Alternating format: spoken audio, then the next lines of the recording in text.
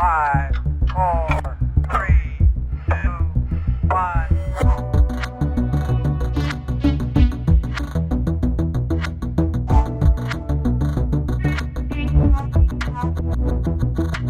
Welcome to this week's edition of the EUVC Lowdown, the show that wraps up the week in European venture with some of the key people making the headlines. And what a good show we have for you today. Today we're going to be talking to Paddy from Odin on indexing venture.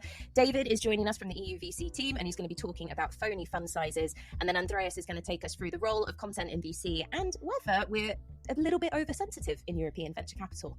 On that note, I want to introduce Paddy from Odin. So last week, Paddy put together an article on indexing venture via LP investing and framed it as an idea for angel investors. Paddy, you're building Odin, one of the go-to platforms for angels to build their syndicates and discover others that they want to join. I'd love for you to take us through your thinking in that article and also ask you how you're seeing the idea of LP investments being received by angels. Sure. So, I mean, I should caveat by saying, I basically copied the ideas of a lot of people that have come before me and probably much smarter and basically, pulled them together.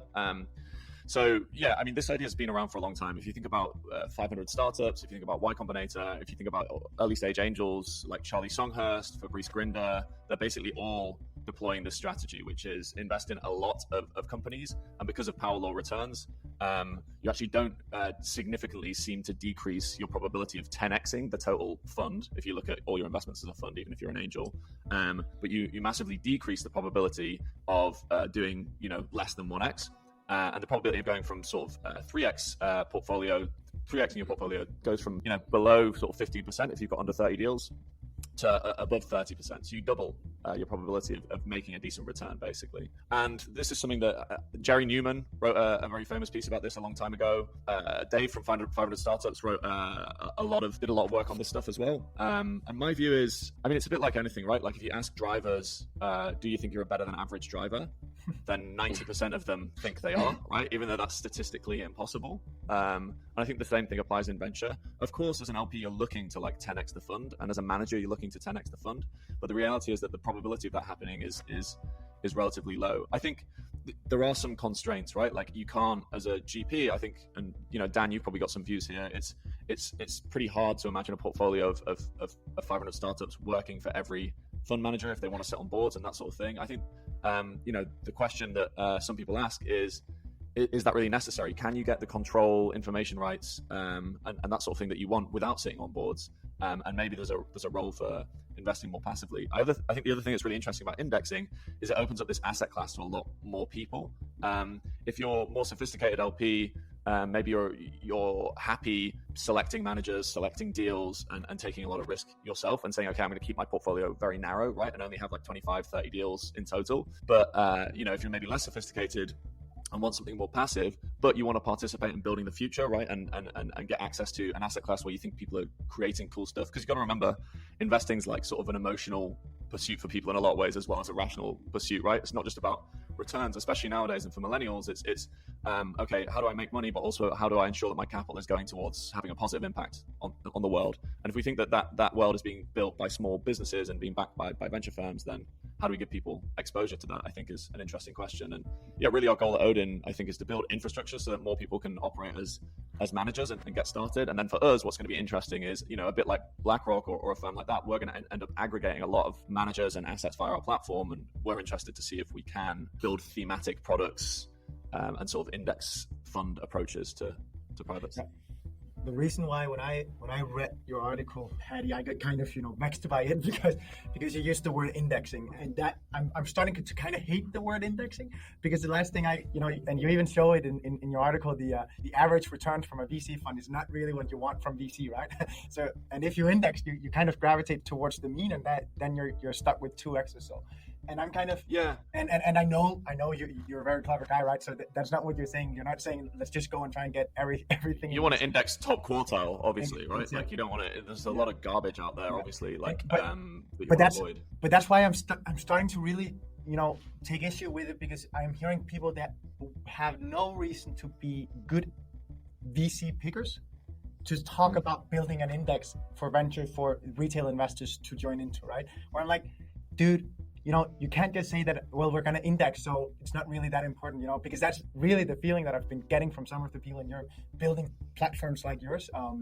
where I'm like, dude, you can't just go out and say, well, I'm going to index venture and then everything is going to be good, and you don't really have to be a great fund picker.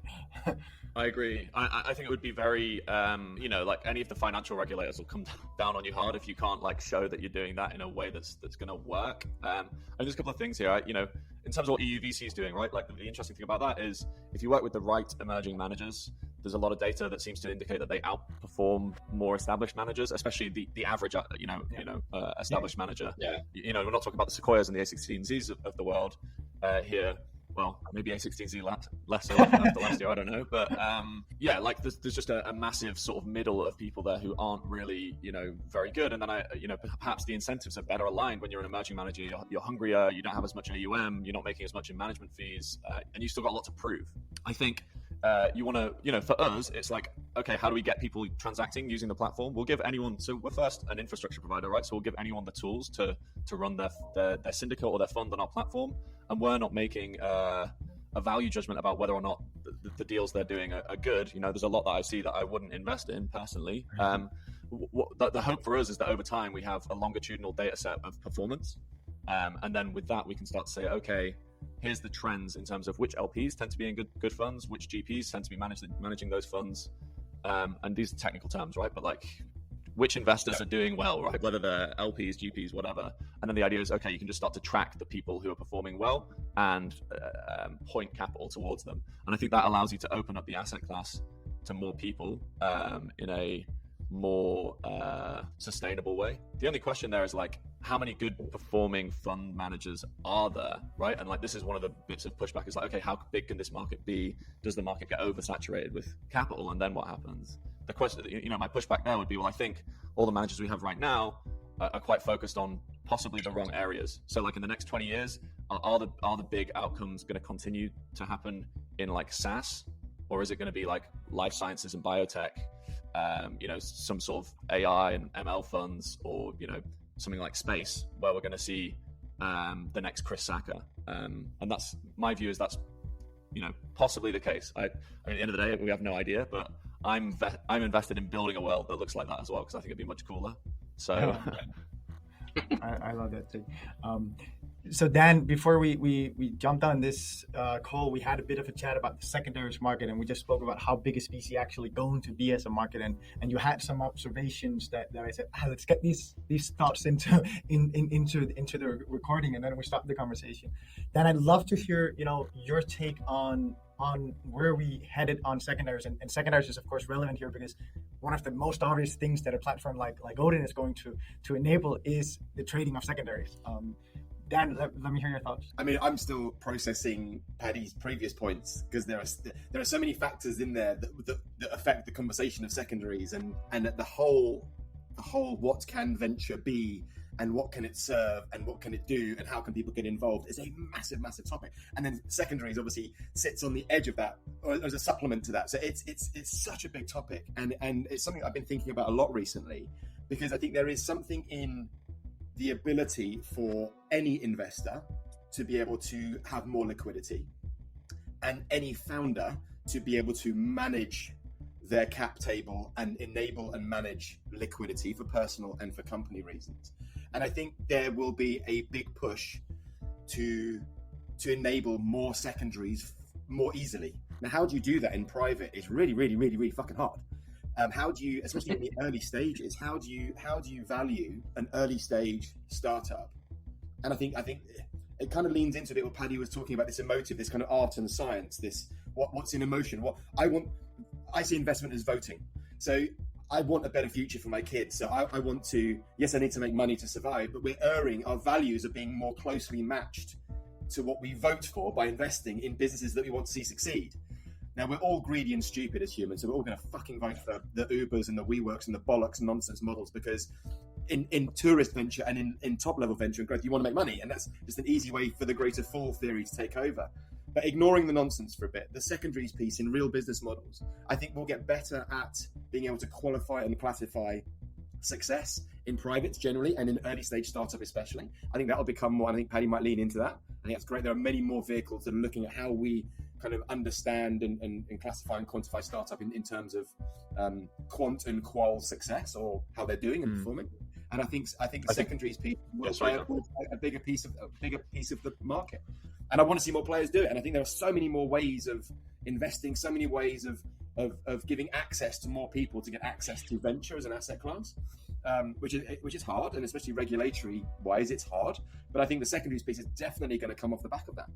I think the challenge, I agree with a lot what Dan's saying. I think there's a couple of challenges, right? Like if you look at how secondaries happen right now, it's like it's a hot deal a lot of the time, right? Unless you're talking about the big companies like SpaceX and Stripe, where there just seems to be secondaries happening sort of on a constant cycle.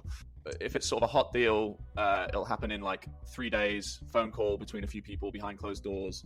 If they're doing it right, they're usually having a conversation with the founders as well to make sure they're not like upsetting people. And obviously you often have to do that because the stuff written into the shareholders agreement or the articles that prevents you from trading secondaries without getting consent from the board of the company and that sort of thing. And I think the challenge for me is like, okay, how many of those sorts of deals where people actually want to invest are there, right? Like if you look at AIM or like a stock market like that for like, you know, small businesses, the reason there's no liquidity in those markets isn't because there's not the ability to trade the shares, right? It's because no one wants to trade the shares. And my question would be like, okay, how many businesses are there that people actually want to buy the shares of?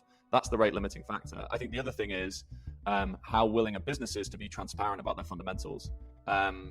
And maybe that'll change. Maybe that's like a cultural thing, right? Like we're moving towards this like building public culture more and more, I think. And if businesses are able to be more transparent and there's better information flow, right? If you're like a crypto native business, you're almost sort of IPOing from day one.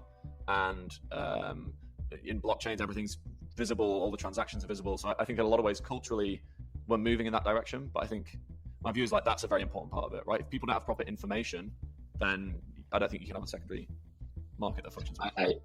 I love how you put it, Patty, and I totally agree. And actually, the reason why I'm so bullish on secondaries is actually that I'm really bullish on a sub-segment of secondaries. The same way, we at EUVC and you to some extent as well, I would advocate, as LP investing as a great way to get, exposure to the asset class and start kind of, getting some experience and learning. I also think on the secondary side, a really interesting side to get people involved is LP secondaries and more kind of GP/LP focused secondaries. And I think there's a huge opportunity there because we know a lot of GPs who kind of need that liquidity, and they're not small brand names. They're actually really, really sexy names, right? So I think there's a huge opportunity, but you raise an amazing point. Is there not ability to buy, but willingness to buy? I think that is a very, very good point.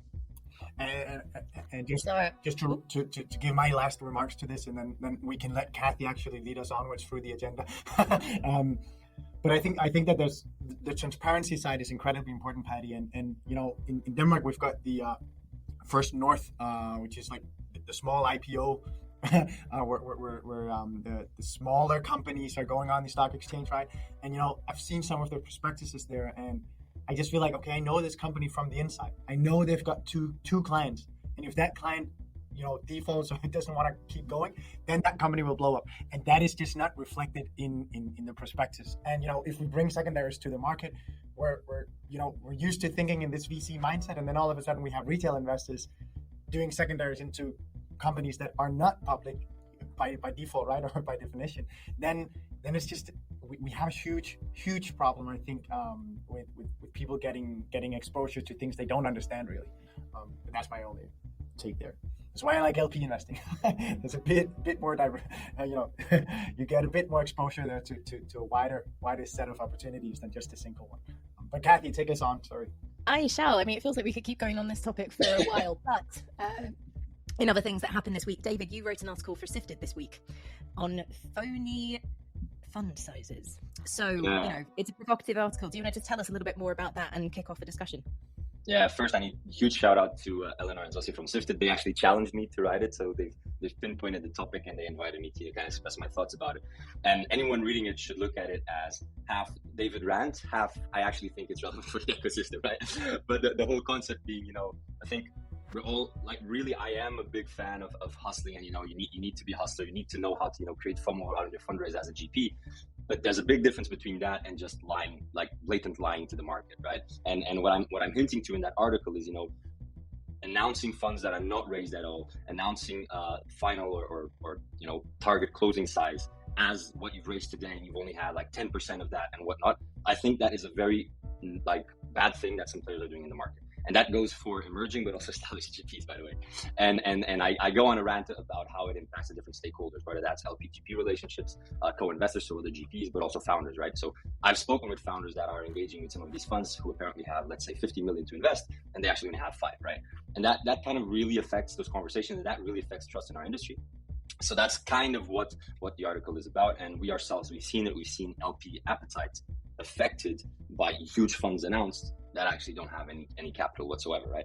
And that's happening in many funds in many sectors. And I will not name any fund, but I think anyone that is very active in venture knows some of these names and has seen this practice being done. So what I basically advocate for is, I hate using private equity as an example, but I think we should, because private equity talk, media in private equity is much more educated, and they are able to communicate these things in a much more mature way. So I'm a full support of, do a very small first close, get that momentum going, get those LPs engaged, but be transparent about it, whether by not announcing what is the size of a first close, but clarifying that it's a first close of a target, whatever, or announcing the size of the first close. I think there's no shame in targeting a 30 million euro fund and announcing 3 million raised, because, it's your first close and you want to get moving quickly. No issue whatsoever. Can I just say, as a You've got founder, something to say on this? I'd love it if we could do a fast close and then announce the whole raise. You can't get away with that as a founder. Wouldn't that be fun? I've done my Series A. Yeah. 5 million. Raise 20 million. I got 50 grand in the bank. But it's actually funny because when you just spoke there, David, I actually kind of realized that, we're also talking to a lot of emerging managers that, they're asking us, who should we talk to on the fund of fund side?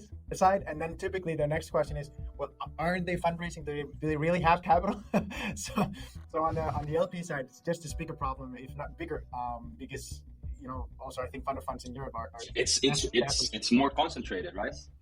It's less players, so it's even worse. So the impact of one player misbehaving is bigger. There's way too many VCs nowadays for one player to really make a dent. Yeah, it's rife in the industry. I think if you read the language sets, like when we did our first close, we said, if you read the language sets carefully on any PR, on any format or forum, you can actually see, it is obvious. My takeaway is that nobody is lying when they do their PR. They're using language sets that make it feel like. So when we did our first close in January, it's a £50 million fund, and if you read further down, we've raised 32. So we did our first close 32. But it's the language set. And you get very, very creative around how you use language around what you close, because you need to sell a story and be bigger than you are and do the bullshit. And I think that's partly because everybody does. So you kind of get caught up in what everybody else does. I think the only time that I find it offensive, because it doesn't matter if my fund, we're about 45 of the 50 now. So we've got a hard cap of 50, and we're nearly there. So hopefully we'll be able to do that by the end of the year. It doesn't really matter if we can't, because there is nothing stopping us from doing the cadence of deals that we need to do. So there is no deceit in the market, really.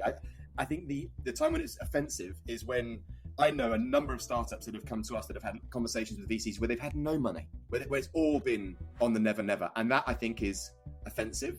And the other challenge that I have is that a lot of fund of funds and other LPs, either they can't deploy for a reason or other, and that's very opaque, or they just don't have the money. And what I found is that most LPs, especially fund of funds, they don't tell the truth, and they'll take you down some channel, which I think is fine to a degree. But then you find that what they do have has been fully allocated, and they are not even into the fundraise for the space that you've been potentially put into. Now, I guess that's okay if the likelihood of them closing and doing their stuff over time is reasonable. So I'm not as offended as David by this, but I think if you don't have the cash, especially as a startup, if you don't have the cash, then just don't start the proceedings. Could also argue then that the dynamic for fund of funds is a bit different, because a typical fundraise for a fund is, typically 18 months or more. So whether you start the process when there's not capital in the fund of fund, well, as you said, it's very likely that there will be cash throughout the fundraise. Kathy, we need to bring you in on this, because you are. Yeah, I was nodding a lot. Tell us, what's your take on this? How do you advise clients in this? Honestly, from my perspective, we advise transparency. I always advise transparency. Like, what Dan was saying about the wording in a press release, we do write it in such a way that you've got the headline, right? You've got the sexy big figure at the top because it's going to get the most attention. But particularly, well, actually for all funds, not just emerging ones, we're also thinking about the relationship that you're building with the journalist that you're talking to. And most journalists who know VC know to ask a question around first or second closing. They want those numbers as well. And there's a few that don't. They don't think to ask. But if you're not transparent with them, you set a tone for your relationship with that journalist. You set a tone for not being trustworthy with the press, which is not good. So press is all based on fact. Fact and gut feeling, but fact. So yeah, so we always advise to be transparent. There is a way of wording it. And it's interesting because obviously one of the other topics we've got on the podcast today is to talk about VCs maybe being a little bit sensitive. And I find it difficult talking to VCs about launching funds, and they get very sensitive about how they talk about the first close. It's what can we reveal? Does it make us look bad? Are we not big enough? You know, there's lots of concerns about how it looks externally. And I get it, but at the same time in this industry, most people understand how it works as well. So for new micro funds, anything that's kind of coming out for the first time, you need to be visible in order to start that deal flow and get the best ops. So you just need to get out there and say a big figure and then be honest and go, okay, we've raised half. Yeah. We've raised a third. Doesn't matter. I'm curious, Kathy, how much do you hear people being wary of the fact that you were actually talking about something that's not fully raised, and as such you're advertising it? Because that's the typical one that we hear from VCs, that they're very wary of be doing anything that looks like they're trying to sell their fund in the media. Yeah, I mean, there's a line, right? Press releases, generally, they're meant to be quite dull. They're meant to be very factual. It's stating, this is who we are, this is what we do, this is what we've raised. Yeah. If you start layering it on too thick, then yeah, you run into that territory a bit. But generally speaking, I think it's fine. There's always cause for concern, or someone always brings in a lawyer, but I think you can overthink these things as well too much. But let's put in the macro piece as well. Too much. I mean, most tech publications that I know don't give a fuck about, such and such a bunch of white middle-aged men have raised 50 million to do B2B SaaS. No one gives a toss. If you are saving all the brown babies or solving climate change, then they care, and that could be a £5 million fund or a $2 million fund. But unless you're differentiated, seriously doing something different that isn't the norm, I don't think anyone really cares about these PRs anyway. Is that fair, Kathy? No, I mean, whenever we do a fund launch, there's a bunch of coverage. People get really excited when you say, hey, we've got a bunch of money, would you like some? But you're right in that those that are different, they're playing in an area that isn't B2B SaaS and a load of white men have created the fund. It is naturally more engaging as a story. It gets more readership. But if you were to turn around and say, hey, we're a bunch of white men and we've just raised a $500 million fund, it's still going to get the same amount of coverage. It's actually, to me, it is a bit surprising how much coverage there is around the closing of whatever 50 million or 25 million euro fund time after time after time again, because you almost only want to read the headline, because what can I use the rest for, right? It's the same mumbo jumbo every single time. So I'm actually surprised that the media really wants to pick up fund launches to the extent that they do, right? Because fund 2 or fund 3 or fund 4, right? Okay, if you're in business, then you're in business. It's not that big of a surprise that now this guy has more capital for the next 3 years. Paddy, you signaled. Feel free to go. Yeah, I was just going to ask Dan a question. When you announced your first close, did that help with any LP conversations you were having, or did it bring any new LP conversations in? No, I don't think it did. I think it's a bit of a circle jerk. I don't think it makes any.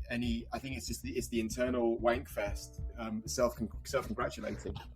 Interesting. So we all need to see. I think the psychology is somewhere between 4 and 7 interactions with the brand to become make it feel known, and you become loyal. I think that's the psychology of it. Somewhere between 4 and 7. And so every time we talk about doing a first close or investing in this startup, what I don't know is how that is starting to chip away at people's awareness of us as a fund. And that's why I've become much more vocal in the last year. Is I don't particularly like doing this. I'm a hypersensitive chap, so I don't particularly like putting myself out there and on the line in any PR, because as soon as somebody says something, I say something wrong, and I say things wrong all the time, and so it bothers me for weeks. So it's a real kind of I'm really torn between doing this because we kind of need to, and we'll come on to this later in this podcast about how important brand and building it, having a voice is in VC. But I think there's there is an internal circle jerk piece that I don't think it adds much value there. The sort of in VC, it's the $1 million question in marketing, right? Like, how many of these touch points are actually leading to a conversion in someone's head? And then in venture, you sort of get VCs who really fly under the radar. Like, they barely got anything on their website. head of Sophia or something like that, right? And it's almost like that is their brand, right? So you can just fly super under the radar, but if you're good, you have a good reputation, and you do something cool, right? Didn't head of Sophia got started doing like parties basically that were very like elite, and they were bringing together, you know, people from the world of venture and people from the world of politics and celebrities and stuff like that. So there's many ways to skin a cat. You don't have to be out there like singing and dancing about your brand, but also, and I think it's more a thing in the US than Europe, then VCs are sort of like celebrities on Twitter and LinkedIn in their little ecosystem, and you're encouraged to be controversial. You're encouraged to say stuff that's going to, like any industry, right, like drive clicks and drive likes and that sort of thing, because that gets you in front of people. And I mean, the other question I was going to ask is, did you get any good inbound from founders off the back of a fund announcement? No, I've got a lot more inbound from being much more vocal on LinkedIn. I only use LinkedIn as the medium. I've tried a few, but and LinkedIn is by no means, I wouldn't even call it good. I think it's an average way to, but everyone's there, so you kind of have to be in the schoolyard. But I get a lot more inbound from. I spent about just over a year now trying to write every day, and I write for myself. I write from a founder perspective, trying to expose VC every day to try and share an insight and a conversation that I've had. Some of it flies, and I get lots of positive responses. Some of it is tumbleweeds, and I get a lot right and a lot wrong. And it's you know, you never wake up one day and become Ernest Hemingway. It takes a long time to work out how to write, and it takes practice. So I get a lot more inbound from that, and a lot more relevant inbound from that, because what I'm always trying to layer in is how we think, what we do, how we add value, and where there is going to be a useful marriage. And I think that I always encourage founders don't really have the time. I always encourage, you know, other VCs and other people in the network to kind of constantly write, just to get things out of their head, because you learn so much through the process of doing it. There's one thing I just wanted to say as the resident PR on the call. PR is awareness, it's not acquisition as a channel, right? So what it's there for is to build trust and reputation, and it's something that you do regularly in order to help all of the other different parts of the marketing mix that you can play with. So what Dan's doing with content, much better in terms of driving actual engagement and interest, because it's repeated, it's ongoing. Whereas with announcements, they are very much a one-off drop in the ocean. You're going to get a big bang, you're going to get a bunch of attention, and then it's just going to be the next thing. One big announcement will generate a bunch of coverage, but then everyone will move on very swiftly to the next thing. But it's there when someone Googles you. It's something that you can refer back to on your social media, you can put it on your website. It's there just for extra validation. And I get it, it can be an absolute circle jerk sometimes, Dan, in terms of people getting the big announcement out there, but it's a useful tool, but it's not going to necessarily bring loads and loads of leads in on the day that you make the announcement. On that note, should we talk about content? Yeah, well, I mean, I think you've actually drawn a very distinct line between content and PR, and I think that's a really, really powerful thing for people to know. But I think there is. I mean, if you look at the original partner of Andreessen was a PR guy, wasn't he? And I think because Matt, my business partner, spoke to me about a year and a half ago, and that's why I started to become more vocal and trying. Okay, fuck, I've got to have a voice. Oh God, VCs. I mean, the VCs I follow on Twitter are just hideous. We are a hideous group of individuals, and I followed a whole bunch, and then I had to unfollow the fuckers because it's just trite. It's just awful. And then some of the people I follow on LinkedIn as well. It's like all about me. It's a picture of me doing this and a picture of me doing that. And it's like, it's not about you. It's about them, you buggers. And it goes through me. So it's a hard line, because I often find that when I'm writing, I'll write about a personal story. So there's lots of I think, oh God, that's way too I-centric. But really it's framing something that is about an experience, or is about something I think would add value to the community. But I think the line between content and PR is a strong one. But I do, and I've been converted to this. And Mads, my business partner, converted me to this because he was really bullish on it, and he did lots of research into it. He's much more cerebral than I am, and I fought it because I didn't want to do it, and I didn't want us to be that. I didn't want us to be that circle jerky VC brand. But he's right, and brand in venture is massive. It's massive. We're telling our kind of everything, isn't it? It is. We're telling our startups about the narrative. And this is. It is. It's so powerful, and it's PR and it's content. I mean, it can't be anything else really, but it's ridiculously powerful. So the first article I ever wrote on Substack was called "VCs are marketers, not financiers," and Czech Warner at the time had sent me an article, like a deep dive from Harvard Business Review or something about emerging fund managers, and there was just an insight in there that was like, venture is the only asset class where the seller cares who the buyer is. Right, so like if you're a founder, you care about who you're selling your shares to and who you're bringing on board, and we all talk about value add and blah blah blah. And you know, that's not the same in like public equities. It's not the same as in real estate. Like you don't really care who's buying whatever you're selling. You just want rid of it, and then you get your money, right? So venture is really unique in that way, and it creates a dynamic where how the buyer of the shares positions themselves is really important.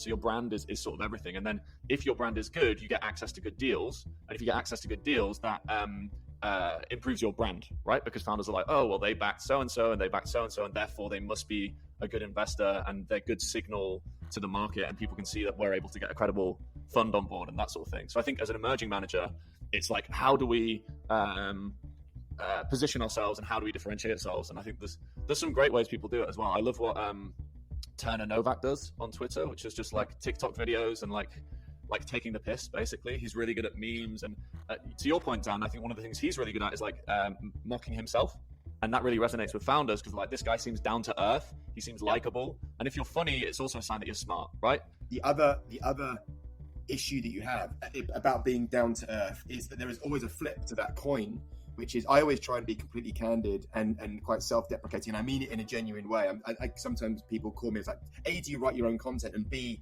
do you really, and there's a kind of like a little pokey lack of trust, or do you really mean that, or does that really? And I do. It genuinely comes from the heart. And I think when people get to know me, they appreciate. I don't always get it right. Sometimes I sound like a tool, but they know it's trying to do something, and I get forgiven on that basis. I think, or I've been told that.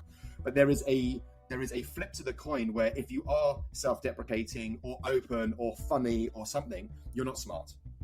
There is something about being smart, being the almost like the unspoken wizard. I don't have to talk to you because I know fucking everything, and I'm just going to go and do it. So there is something about being this quiet powerhouse element, which is not open and flawed or funny or whatever. And I think that's something that I'm very mindful of. And I'm lucky because my partner can be that guy. My partner is that guy, and I am the open, flawed idiot, and he is the ridiculously smart polymath. So we can play that game, and he can do that really cerebral, and I can do that. Well, this is fucking stupid, and let's go and break some stuff. So, but I think we have to be mindful that it's not always a win. Sometimes you have to play the game. Yeah. I think you've also just got to be yourself, right? I think this is one of the best pieces of advice I ever got, was like, when you're a founder, you're always like, oh, what does Steve Jobs do? What does Elon Musk do? What does Jeff Bezos do? What was their strategy for success, etc.? And like, ultimately, success in life is about being true to yourself and then realizing the best version of yourself. And I think, the stuff that you write is it's this weird thing, isn't it, with social media, where you're like sort of doing this dance for other people, but it's also like, how can you express yourself? Actually, it's funny because that was a very conscious decision for David and I when we started. So we're doing everything in the open, right? And everything is content-based and so on. And what we just could feel was, if we cannot do this and then put on a face every time. We have to be who we are. And that means that we will probably not be having too many of the good old family offices investing with us in the types of deals that we do, because they probably wouldn't understand our memes, and they would think that we're kind of, a little too scrappy, saying stuff that we shouldn't be saying and that kind of thing. But we just said, well, we don't want to be building a business where we're putting on a face. And I think that is what makes us resonate very well with the people that we do resonate with. So that's both from a strategic standpoint, it's the right decision, but it's also about, well-being as a founder or a VC or whatever you self-identify as. You need to be who you are. But Kathy, stand for something, or you stand for nothing is my mantra. Yeah, so I think you have to. Some people will like you, some people won't. Some people think you're smart, some people think you're stupid. But unless you stand for something, you stand for nothing. Yeah. Well, it's people spot a fake a mile off, and you're talking about business of relationships here, aren't you? So we're very quick to judge people based on what we see of them online. Yeah, I think the thing I constantly challenge is a bit alluding to what I was talking about before, is that you can have an online persona. And I know a number of VCs and other kind of in our space celebrities who are not what they purport to be online. No. But they are still revered and pedestaled and heroed as what people think they are. And then having met them and spent time together, you are a bit of, this is beyond, it's beyond the kind of it's fraud. You are not who you are. You've got your online persona, and then you behave very differently when you're behind the scenes, and that is not cool. But it works for them. Will they get found out? I think the truth always prevails. Oh, yeah. So you just listen to the gossip behind the scenes all of the time. It bubbles. Yeah. Okay, awesome. So I will now take us into our final topic, which is I'll just ask you to give us a really quick statement on it, and then we'll wrap it up after that. But I think it's worthwhile just touching on the are we oversensitive in VC? Because I think it's we're having more situations, I think, in VC where we're seeing discussions around that guy shouldn't have said it like that or shouldn't have done like that in that presentation or whatever. My example was that I had seen a guy who put up that he's looking for a lady in his deck, and then that was torn apart on LinkedIn, and that was in a way I really felt bad for him, because what the guy was saying was that they wanted gender parity in that team, and then he's from Eastern Europe and he used a lady, which if for someone very well versed in English knows that maybe a lady is kind of tying back to old English and that kind of thing. That's not the vocabulary you would maybe use. But then I had a conversation with him, and it was very obvious that he was thinking, well, I'm also getting heat from saying females, and I'm getting heat from saying women, and he was just trying to do well, and then it ended up blowing up. So I'd love your take on this whole topic, but just on one-liners, because we need to wrap this up. Well, the language that you just used as the woman on the podcast made me squirm, not in a pleasant way. That's awful. My kind of faster one-liner on this is there is always a way to advertise or ask for exactly what you're looking for without exactly saying it. And the best thing to do in this instance would have been to have asked a few women to have a look at the presentation before it went public. But don't you have to ask yourself, Kathy, why you have to not say what you want, and you have to say things in a different language set? Because it's illegal to basically behave. I mean, we are looking for somebody, Mads and I are looking for members of the team that don't look and sound and feel like us, but we can't say that. Yeah. So that Nope. So this could be a whole other topic, Andres, for another podcast, but there are ways to do this in terms of the language that you use. Sure. So there is language that may resonate more with me than it will resonate with you. Right. And very broadly speaking, that could be a gender thing, it might be a persona thing, but there are ways to do it. And you do just have to always think about the optics of whatever it is that you're putting together and what this looks like or signals to the type of person that you are maybe trying to find. Yeah, I wrote an article about a year ago on investing in. I tried to play the VC and play it back, and investing in a female founder, and I knew that it was going to be hot, but I got punched in the face severely. I mean, by people that knew me well and knew that was not the intent of the post. But it was it is so sensitive. To answer the question, how can you not be sensitive about it? Is because you know that some of this stuff is dynamite, and you're walking around with that nitroglycerin in your hands, going, I really want to talk about women in venture or female founders or diversity, but I want to have the real conversation, not the fake conversation. And how far can you push the buttons? And I've got to a place now where even though I'm quite vocal, I will kind of go, I just don't want to be punched in the face today. My co-founder Mary has very strong opinions on this stuff, more in the direction of a lot of people are just doing things because they're virtue signaling or whatever. I think the challenge with social media in general is it makes you sort of broadcast thoughts as if you're saying them to an audience of people who agree with you, because you sort of are, but you forget there's a lot of people out there who don't agree with you as well. And if you were standing in a room with people, you got to ask yourself, would I say this if I was standing in the room with these people? And you probably wouldn't, right? And a lot of the opinions that you would have. So I think we've become sensitive to everything. This is like such a macro thing as well, right? Like if you look at politics, like this is why we are where we are, and everyone's at each other's throats. But I also think you have to try and imagine that, what would other people out there think, and try and do things in like an empathetic way. But I think it's a really hard line to walk, because if you do that, do you create clickbait? No, is the answer, right? So for example, Andreas, your point of like, I feel a bit sorry for the guy. Like, yeah, maybe he made a bit of a gaffe, but it's also really mean for people to just go to town on that guy on LinkedIn. But if they're on the side of the virtuous, then they can sort of perceive themselves as doing a good thing, But really, they're also, if he might have done something bad, but they're also being horrible by responding in the wrong way, I think. But there are people. Yeah, but I also think are living their dramas on social, which basically means you can be a keyboard warrior in your bedroom and just spit vitriol because you know that you're going to get a reaction. And if you amplify that through the woke crowd, where anything that anybody says can be perceived in multitudes of ways, and you can pick any article to pieces if you really want to, I think that it becomes this kind of polarized society that we've lived in, powered by social media, as you said, Paddy.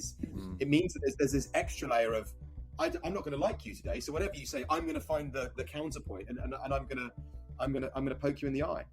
And that's what I think people then end up not having genuine conversations, because you're damned if you do and you're damned if you don't, so just don't do anything, which is not the answer, because then all you leave is the woke crowd and the contrarians, and that's not a reasoned debate. And that's partly why nobody wants the middle parties or the moderates or the kind of the we always have to have an extreme opinion. It's just not how life works, and it's just such a shame.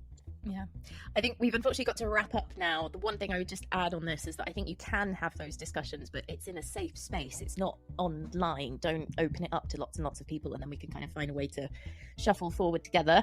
But thank you all for your time. That's it for today, folks. So make sure to tune in for the newsletter on EU.vc, as well as on LinkedIn, where we'll continue the conversation and also post the latest funds that have raised, as well as the Who's Hiring section, together with a whole lot of GIFs, memes, and emojis, all of the stuff that Andreas and David love. And we promise to do our best to entertain you, and we'll see you next week.